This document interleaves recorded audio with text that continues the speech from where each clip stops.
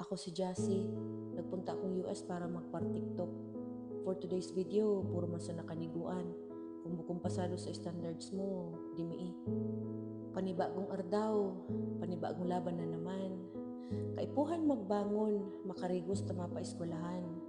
Kapisa ng una, tamiing kumbakar ning pamahawan. Kaipuhan kong mag-agap, tama parsihong na naman si ma'am. Sado akong estudyante, ikan matayog na pangarap.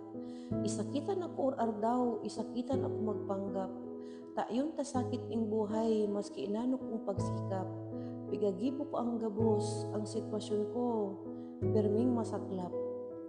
May ko maiwasan na ang buhay ko sa iba maikumpara. Nauri ako sa ibang estudyante na miinggamo sa pag-eskwela. Ano daw ang pagmati, nagapa-eskwelahan, busog ka.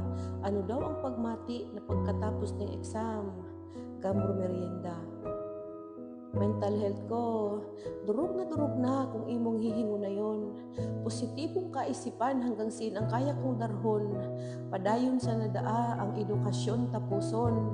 Sami na kaaram, baga ko pigasakat ang gabulwak na bulkang mayon. May akong choice.